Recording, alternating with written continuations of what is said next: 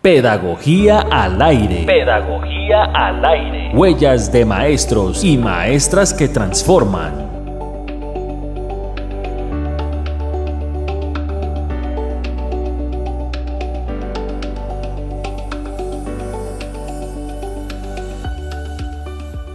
Un saludo muy especial para todos los que están conectados a través del sistema de YouTube y las emisoras regionales conectadas a este sistema de ADIDA.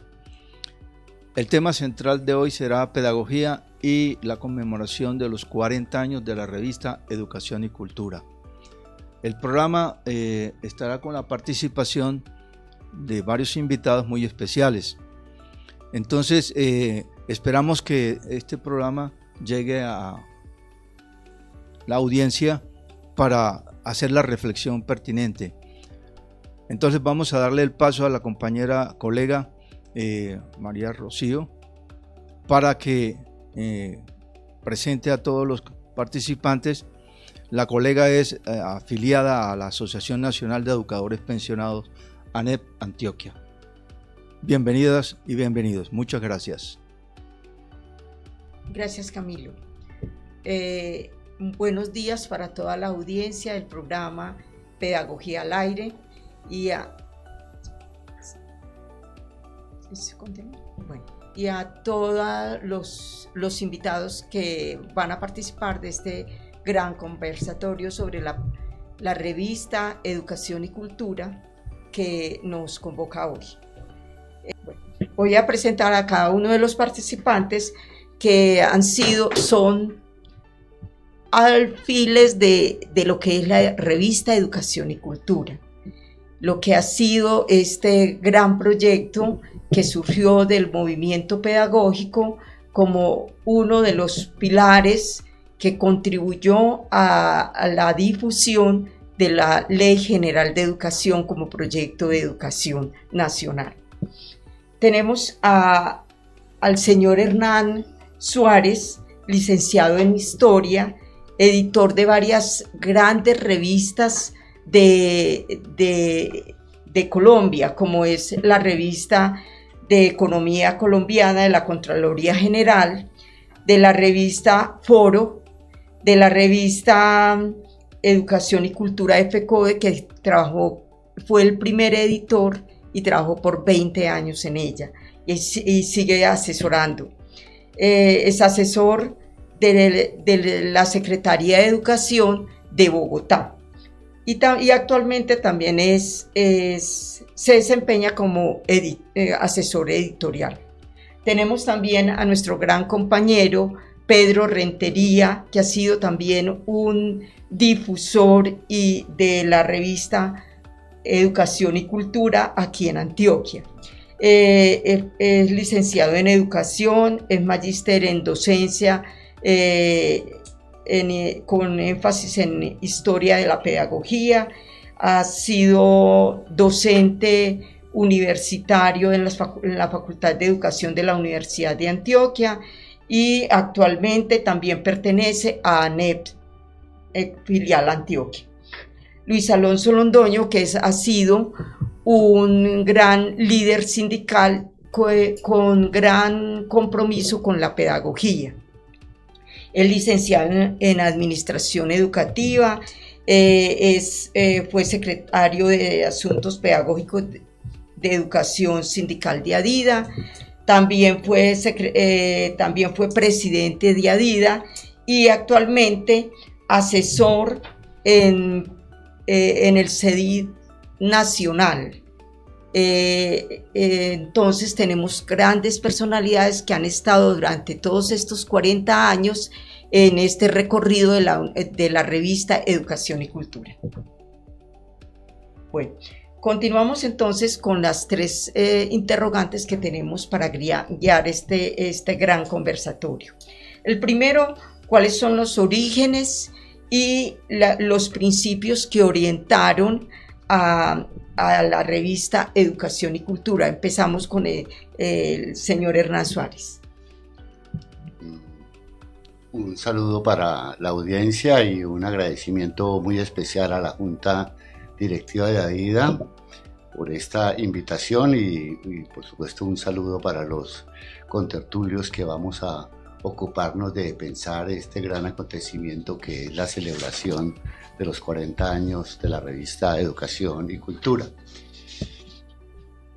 Los orígenes de la revista se remontan a una decisión de gran trascendencia para la educación colombiana y el magisterio, como fue la decisión de impulsar un movimiento pedagógico que luchara por la transformación de la enseñanza y de la educación. Este movimiento fue impulsado y promovido en 1982 y desde entonces han transcurrido 40 años en los cuales yo diría los dos grandes aportes a la pedagogía y a la educación colombiana han sido la continuidad de la revista Educación y Cultura, que ha permanecido estos 40 años, y el logro de la Ley General de Educación. Sin duda, un acontecimiento extraordinario, sin igual en América Latina, el contar con una ley que tenga tan importantes desarrollos desde el punto de vista de la pedagogía, de la enseñanza, de la democracia, de la organización escolar. Yo creo que el magisterio está en mora de volver sobre esa gran ley que fue la Ley General de Educación. La permanencia de Educación y Cultura se explica por 3 razones fundamentales. Lo primero es la pluralidad. En la revista siempre tuvieron cabida todas las opiniones, por diversas que ellas fueran. Nunca hubo un veto a una opinión expresada por alguno de los colaboradores. Lo segundo es el respeto a la diferencia, una enseñanza heredada del gran maestro Estanislao Zuleta, y siempre la pluralidad estuvo acompañada de un profundo respeto. Y a pesar de las profundas diferencias, porque alrededor de asuntos habían profundas diferencias, siempre se mantuvieron en el plano, digamos, del respeto. Y lo tercero, que yo creo que explica, es que Educación y Cultura nació de la convergencia de un poderoso movimiento sindical como lo era en su momento FECODE y lo sigue siendo, y la intelectualidad de la educación, es decir, profesores universitarios, investigadores que tanto en la Universidad Nacional como en la Universidad de Antioquia como en la Universidad del Valle estaban realizando sus trabajos de investigación sobre temas educativos y pedagógicos y encontraron en este movimiento pedagógico una oportunidad de que sus reflexiones se convirtieran también en un gran aporte desde el punto de vista político a la consolidación y construcción de este movimiento. Yo recuerdo que en el país se realizó lo que llamamos la Vuelta a Colombia, que fue que por todas las grandes capitales de nuestro país asistieron Antanas Mocus, Alberto Echeverry, Olga Lucía Zuluaga, Humberto Quiseno, Alberto Martínez, en fin, una playa de investigadores que entraron en contacto directo y en un diálogo permanente con el magisterio. Yo creo que la fuerza con que nació la revista, la acogida tan grande que tuvo desde su primer número, explican por qué esta revista permanece 40 años después, que es un acontecimiento de gran importancia en la cultura nacional.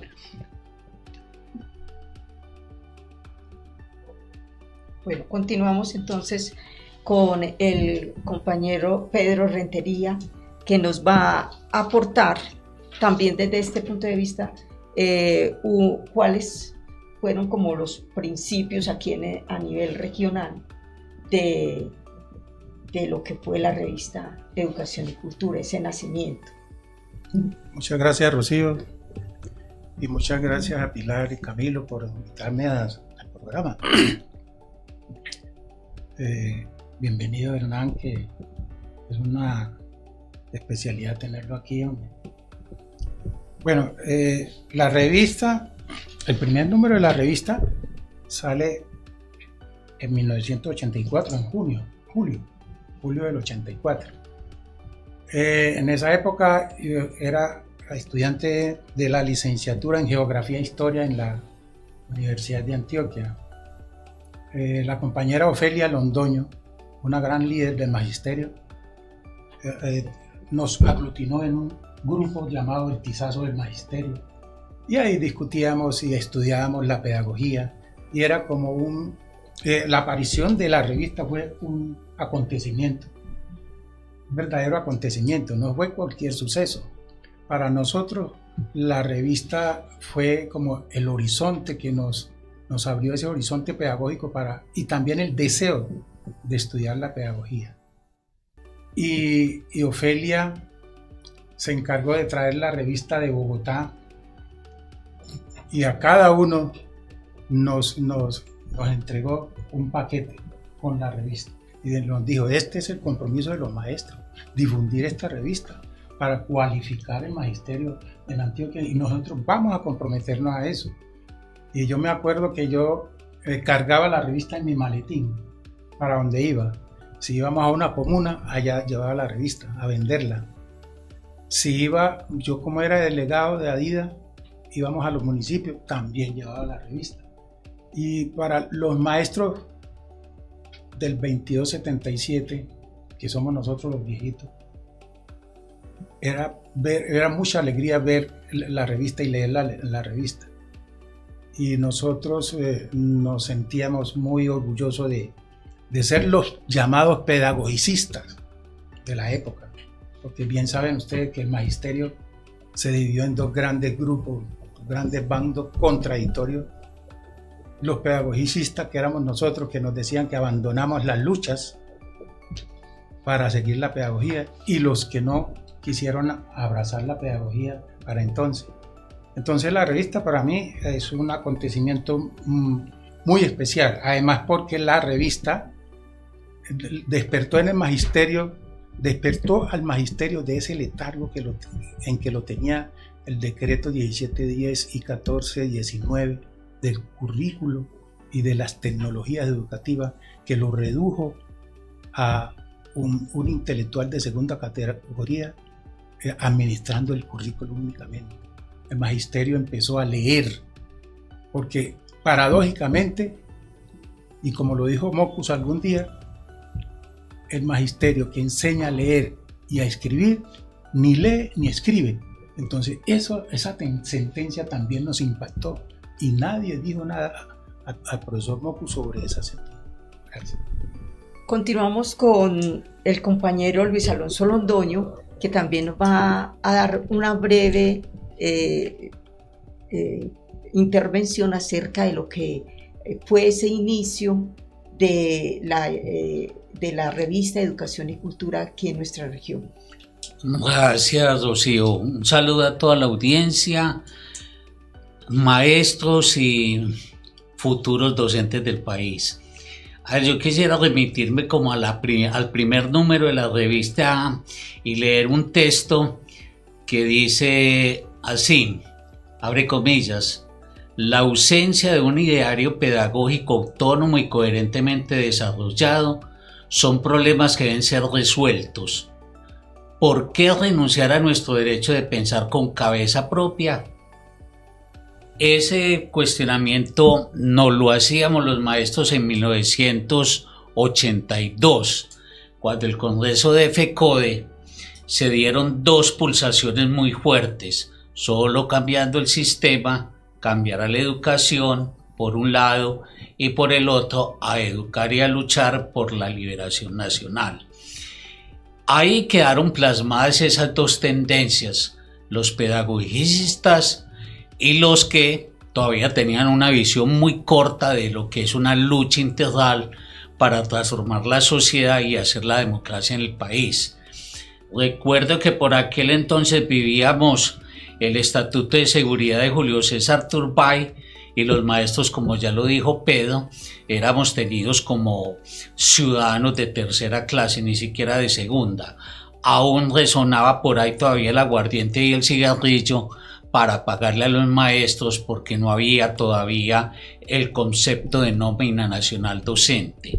Por eso la revista, y en boca de Abel Rodríguez, era un instrumento para llegar a la base docente y construir ese camino libertario y esa reivindicación de que la pedagogía es el verdadero quehacer de nosotros los maestros.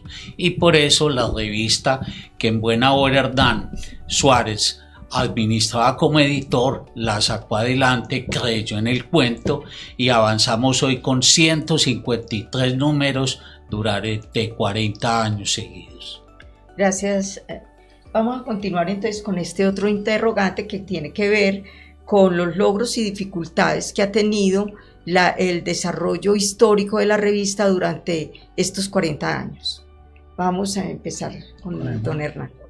No, por supuesto, los logros de educación y cultura son muy grandes y ya llegará el momento de que se hagan investigaciones profundas sobre el impacto que tuvo en la formación de los nuevos maestros y sobre la transformación que produjo en amplios sectores del magisterio acerca de cuál era el sentido de su profesión, de su oficio, porque el magisterio era muy claro desde el punto de vista de lo que eran sus tareas, su horizonte sindical, pero era muy poca la conciencia que existía sobre el gran deber y las grandes tareas en materia pedagógica, es decir, lo que tiene que ver con el ejercicio de su profesión, lo que tiene que ver con su saber y con su práctica.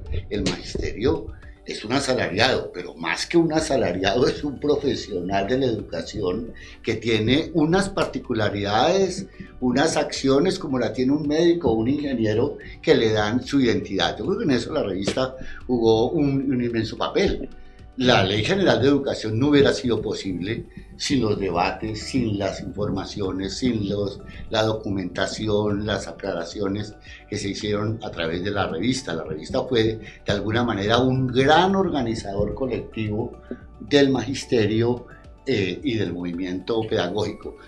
Indudablemente que la revista tuvo una época que uno podría decir de oro, que fueron, digamos, sus primeros 5 años. Llegó a tener 20.000 suscriptores. Hoy en día tenemos 79. Llegó a editar 20.000 ejemplares, que era una cosa absolutamente extraordinaria. Hoy editamos 5.000. La revista se distribuía en las grandes librerías del país. Hoy la revista no se distribuye en librerías. ¿Cuál es el origen de esta, yo no lo llamo retroceso, sino de esta circunstancia histórica en que está la revista? Yo creo que tiene que ver primero con el hecho de que FECODE, que estaba dedicado a impulsar, a desarrollar la Ley General de Educación para mejorar la calidad y la orientación y los beneficios de la educación pública, tuvo que enfrentar la contrarreforma educativa. Y a partir de ese momento se nota en la revista un desplazamiento de los temas pedagógicos, didácticos, metodológicos, históricos de la pedagogía por el análisis de las políticas públicas. La revista, ese viraje se nota. Y claro, quienes nos acusaban de pedagogicistas encontraron allí una oportunidad para reivindicar que ese embeleco de la pedagogía no valía nada frente a la arremetida que fue violenta de parte pues, de Nelson Pastrana y la llevó a su mayor desarrollo y perversión los dos gobiernos de Uribe, sí. Y en buena forma también el gobierno de Santos también alimentó estas políticas en contra del magisterio. Yo creo que ahí se produjo, digamos, un viraje muy fuerte, digamos, en la revista.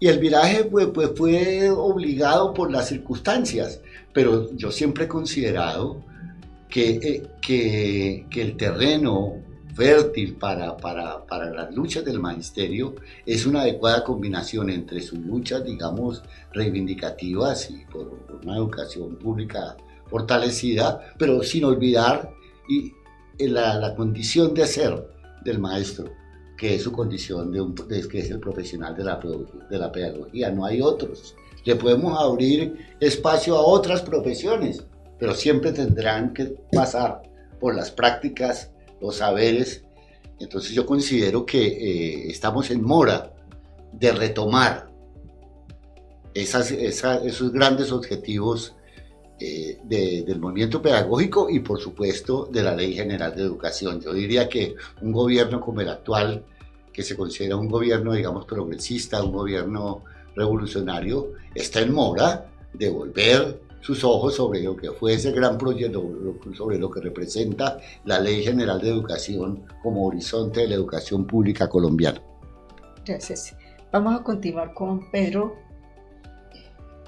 Esa misma pregunta. Bueno, Lo más breve posible. Hay una cosa que yo resalto del movimiento pedagógico y de la revista, por supuesto, y es la manera como el magisterio superó esa baja autoestima que tenía de creer o de no creer que su trabajo valía la pena ser publicado, ser conocido, ser visibilizado. La doctora Eloísa Vasco hizo una investigación sobre ese punto y encontró ese elemento de que los maestros no escriben ni leen también porque no leen no son capaces de entender que su trabajo vale la pena ser conocido. Entonces la revista dio la oportunidad a los maestros de publicar sus experiencias pedagógicas y eso me parece muy importante. Eso fue muy importante para el magisterio porque además lo estimuló a escribir. El maestro no escribía. El maestro en la revista se ve que es un maestro que piensa, que escribe, que investiga. Y otro elemento es el grupo de historia de las prácticas pedagógicas, que también tuvo en la revista un medio de difusión muy importante. El grupo de historia de las prácticas pedagógicas para mí es el grupo que en pedagogía ha avanzado más, ¿sí? y que le fijó a la pedagogía un horizonte conceptual y además le dijo al magisterio que tenía la obligación de ampliar ese horizonte conceptual a través de investigar su práctica, a través de formar grupos de investigación y publicar en la revista y publicar en los espacios bibliográficos como el que Hernán dirige en Bogotá. Entonces para mí eso fue muy importante. También se forman grupos de intelectuales, pero también se forman grupos de los maestros, ¿cierto? Donde los maestros van a tener esa posibilidad de expresarse. Alonso, tienes la palabra. Sí, bueno, yo diría que es el reconocimiento de muchos docentes en Colombia del principio de que somos intelectuales orgánicos. Es decir, de que nosotros los maestros hacemos la historia y participamos de esa historia. Y creo que ha sido un salto muy cualitativo el hoy, cuando ya las facultades de educación y los muchachos que se preparan como docentes reivindican su consigna, el maestro luchando también está educando. Eso es una muestra, como lo señalaba el compañero Hernán, de que los CI filiales en los sindicatos de los departamentos, las redes pedagógicas, las tertulias pedagógicas, los grupos de áreas, las líneas de investigación de los maestros han sido propulsados e impulsados por la revista Educación y Cultura, y que obviamente pues la pandemia nos trajo otros retos, y por eso, a más del giro que se ha dado en la revista, es necesario que la revista también entre al planteamiento y a la discursividad y a la narrativa online. Es decir, de que no solamente sea texto, sino que también esté en las redes sociales, esté online, que pueda intercambiar permanentemente, interactuar permanentemente con los docentes. Creo que ese es un desafío muy alto y un reto muy, muy significativo para los que hacemos pedagogía y estamos aún metidos en este cuento de los CI regionales y el CI nacional. Bueno, vamos a continuar con la tercera pregunta que tiene que ver con los desafíos qué desafíos tiene la revista para seguir permaneciendo en el magisterio colombiano y ojalá a nivel internacional, como en otro momento fue, que la revista ha sido citada no solamente por trabajos de otros autores como en México, Perú, Ecuador, encontramos la citación de esta revista. Ahora vamos entonces a mirar cuáles son esos retos o esos desafíos que tenemos. Vamos a continuar, vamos a empezar con Pedro en forma muy breve, vamos a precisar esos desafíos. Bueno, yo creo que uno de los grandes desafíos que tiene la revista hoy en día es que la revista tenga presencia en las regiones y que sobre todo que los maestros la lean, los maestros del 2277 somos los que hemos leído la revista, las maestras del 1278 no la leen, porque estuve averiguando con Wilson, que es el que tiene un puesto de venta de revista, y me dice, averiguando la revista con él, me cuenta de que no la vende porque los maestros del 1278 no la compran, más bien compran libros de crecimiento personal, pero la revista es una lectura del 2277 de los maestros de esa época. Entonces ahí hay un reto muy especial, que la revista llegue es más, yo pensaría que la revista podría ser enviada gratuitamente a todos los colegios y a todas las normales y a todas las instituciones educativas, que FECODE la financie, que FECODE pague todo lo que vale distribución de la revista, porque si no se distribuye la revista no existe, ¿no es cierto? Ese es el principal reto que puede tener la revista Educación y Cultura. Ahí le dejo a Hernán ese encargo tan grande. Vamos a continuar con Alonso y para que cerremos. Yo diría que el efecto de la revista en los maestros, pienso que aún falta mucho terreno para trabajar en eso, que los maestros verdaderamente en sus colegios la toquen, la vivan, la sientan, ya sea física o en línea, realmente pueda interactuar con la revista y con los artículos y con los que escriben los artículos en la revista. Creo que la comunicación doble vía es muy importante y de tercera vía también, es decir, preguntar, argumentar, criticar, hacerle comentarios a aquellas personas que escriben para la revista. Eso como un debate, pues, o como una obligación necesaria hoy en día.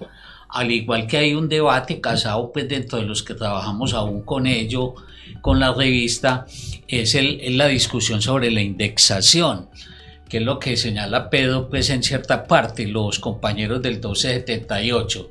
Si no es para efectos económicos, o sea, para líneas de investigación, grupos de investigación del ICFES o de Colciencias, como que no se ven a gusto, pues, o correspondidos allí. La indexación es un problema muy complicado porque eso sería como venderle los principios fundamentales de la revista Educación y Cultura a un gobierno o a un estado para que nos dé la autorización de pertenecer o no pertenecer a los círculos de investigación de Colciencias. Entonces eso es un problema, pues, real, el problema de la indexación. Yo diría que por eso muchos compañeros del 1278 no escriben a la revista, porque como la revista no está indexada ni hace parte de las líneas de investigación de Colciencias, entonces no se ven, pues, como entusiasmados a escribir para ella. Prefieren escribir para las universidades, para otras revistas o online. Y lo otro también tiene que ver con los derechos de autor. Hoy todo el mundo reclama derechos de autor, así sea 2 líneas en un periódico, todo el mundo está reclamando que le paguen derechos de autor. Entonces hemos ido perdiendo también en el tiempo, como aquello que con lo que iniciaba, pues, la compañera María del Pilar Rubio, ¿cierto? El trabajo voluntario por idearios, por causas justas, porque sentimos que el maestro hace historia, ayuda a la liberación, al compromiso, a la responsabilidad y al cambio social. Son principios que tenemos muchos docentes en este país y que no estamos reclamando pues derechos de autor ni nada económicamente, sino porque consideramos que la pedagogía es nuestro quehacer, es nuestro oficio y es una goma para construir esa historia que queremos cambiar. Gracias, Alonso. Seguimos con Hernán, perdón. Si yo sí voy a hacer absolutamente, perdón, no suelo utilizar la palabra radical en el siguiente sentido. Si no hay una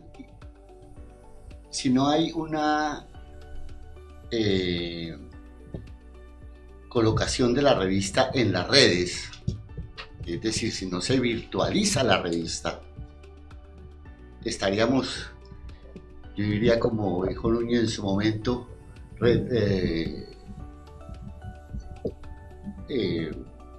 regeneración o catástrofe. Yo diría frente a educación y cultura, digitalización o catástrofe. Porque la realidad es que hoy se imprimen 5.000 ejemplares que se envían prorrateados a los sindicatos. Los sindicatos los reciben y ellos, cada uno a su real saber y entender, la distribuye. No conocemos la minucia y si efectivamente esas revistas llegan a los maestros, porque el sindicato está obligado a pagarla. El sindicato la paga, la gerencia de la revista dice no tenemos pérdida. No tenemos pérdidas económicas, pero podemos tener una pérdida mayor. Sí. Y es que la revista no tenga lectores, es decir, no sería como el coronel no tiene quien le escriba, sino educación y cultura no tiene quien la lea. Esa sí es una verdadera tragedia. No hay capital ni recurso económico que pueda indemnizar ese grave daño que se puede estar haciendo al magisterio y a la propia federación y a los propios objetivos del movimiento pedagógico. Yo he sido muy enfático en eso y en el homenaje de los 40 años lo expresé públicamente de la urgente necesidad. Es más, planteé que habían condiciones para que en el gobierno del cambio un ministerio como el de las TIC pueda brindarle todo su apoyo y toda su asesoría a la federación para que haga el tránsito. No solamente para que sea para la revista, puede ser un gran portal de la federación que se está alimentando cotidianamente y claro, hay que hacer inversiones de recursos humanos muy calificados porque eso lo requiere, pero creo que la federación recibe suficientes recursos por parte de los maestros en sus cuotas sindicales y está obligada, creo que ética, moral y políticamente, a revertir en servicios esas contribuciones que son muy importantes. Las cifras de FECODE no son cualquier cifras y por lo tanto yo creo que hay condiciones y este es un gobierno en el cual deberían buscarse la confluencia para sacar avante las ideas progresistas en nombre de las cuales se gobierna. Entonces yo creo que el gran desafío para la revista, sin esa virtualización, todo lo demás no tiene posibilidad. El mejoramiento de su perfil, su reencuentro con los intelectuales, indagar los nuevos problemas, porque los problemas que abordamos hace 40 años son completamente distintos a los problemas que tenemos hoy. Tenemos que tener un horizonte de cuáles son los nuevos problemas de la educación, que los hay. Ese informe sobre deserción escolar y sobre pérdida del año es una absoluta vergüenza. Es un ultraje a la educación pública. Y el magisterio y FECODE debería exigir qué medidas se van a tomar para que ese desastre social, es un desastre social que casi 800.000 niños estén por fuera de la escuela y que haya una repitencia de 750.000. Eso no, desde el punto de vista educativo, pedagógico, social, amerita una respuesta. Una respuesta que FECODE tiene que plantearse tan importante como la ley de competencias. La ley de competencias es un problema grande, pero este es un drama social y nadie puede, no podemos pasar de agache y considerar pues que es de poca monta. Yo considero que este desafío, confío en que FECODE encuentre los caminos para que la revista tenga quien la lea. Muy bien. Bueno, vamos entonces a tratar entre todos, voy a hacer yo como una síntesis de lo que se ha tratado en este conversatorio, y si algo ha quedado, me colaboran por favor en esa síntesis. Bueno, lo primero sería que hemos tratado en este conversatorio es que la revista ha sido un medio de expresión del proyecto educativo y cultural que fue la Ley General de Educación, que ese fue un logro del movimiento pedagógico, y que este medio que sirvió como un dispositivo para darle fuerza y dar a conocer esa ley de educación y que se insertara en cada quehacer de cada educador, la revista sirvió para eso. Lo segundo es que la revista Educación y Cultura se fundamenta en principios de reflexión, de debate, de análisis, de participación desde la pluralidad y el respeto a la diferencia. Esos eran como los principios que se fundamentaron en la revista Educación y Cultura. La revista Educación y Cultura ha sido un medio de formación intelectual y profesional del magisterio colombiano. La revista fue motivo de consulta en las facultades de educación, en los colegios para orientar y diseñar la práctica pedagógica de los maestros. El otro es que nació de la convergencia de la intelectualidad de la educación y de FECODE. Se hizo esa interconexión entre FECODE y la intelectualidad de los maestros y de las personas que estaban en ese momento investigando sobre la educación.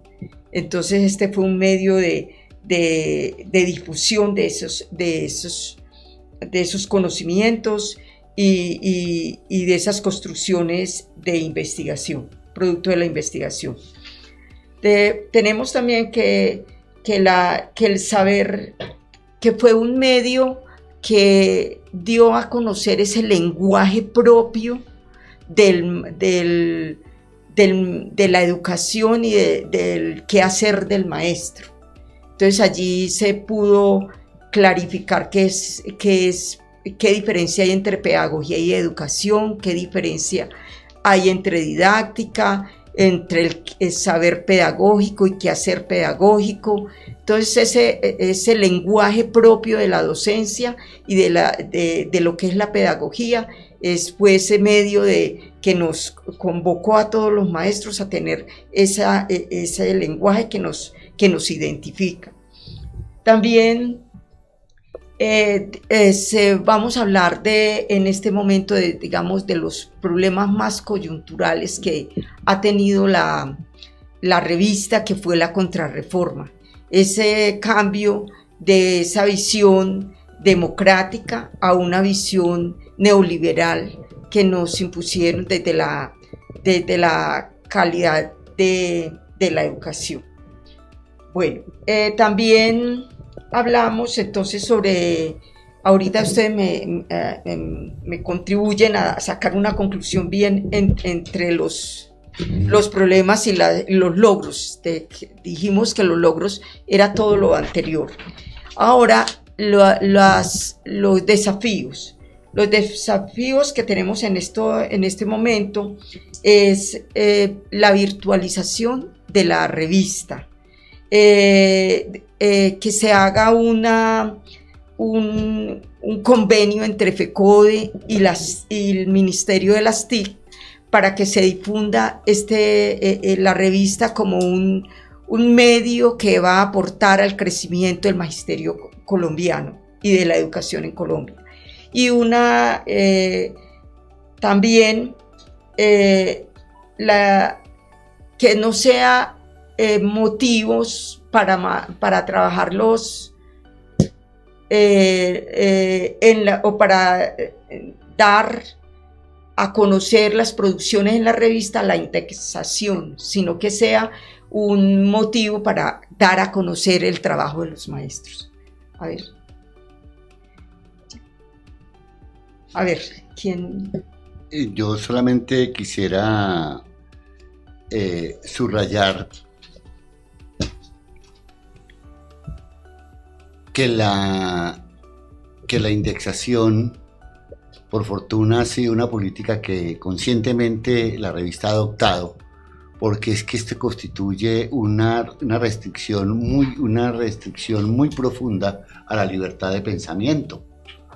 Y desgraciadamente, como lo señalaba Alonso, en ese análisis de cálculo beneficio, muchos maestros no escriben en la revista porque no tienen la contraprestación económica, porque finalmente esto se traduce en mayores ingresos, y en eso la revista ha sabido mantener. Sin embargo, pues creo que cuenta con un gran apoyo por parte de importantes intelectuales. Bueno, yo pienso que también es muy importante reconocer la importancia de la revista como, digamos, articuladora de un encuentro del magisterio con el Ministerio de Educación, porque fue la revista y en general el movimiento pedagógico el que permitió que los maestros fueran reconocidos como intelectuales válidos a la hora de dialogar sobre las políticas educativas, especialmente la Ley General de Educación y el Decreto 1860 y todo lo que compete a la educación, ¿sí? Entonces por ahí veo que es muy importante lo que ha sucedido con el acontecimiento de la revista. A ver, yo pensaría que en estos tiempos de cambio climático es necesario que la transición energética pase por unas alianzas estratégicas, no solo Ministerio de Educación, FECODE, Ministerio de las TIC, e incluso hasta el ambiente, para que realmente la escuela pueda hacer su protagonismo en cada comunidad educativa y en cada territorio. Es la única forma en que realmente la educación puede contribuir a la paz de este país. Bueno, hoy damos terminación a este gran encuentro, este gran conversatorio, esta gran disertación. Gracias a Hernán Suárez, a Alonso Londoño y a Pedro Rentería, y con ustedes Rocío Gómez. Muchas gracias por la escucha y todo lo que este evento pueda generar en toda la audiencia, que de todas maneras estaríamos muy contentos de que haya esa reciprocidad en dar, digamos, sus aportes frente a este tema tan importante. Muchas gracias. Pedagogía al aire. Pedagogía al aire. Huellas de maestros y maestras que transforman.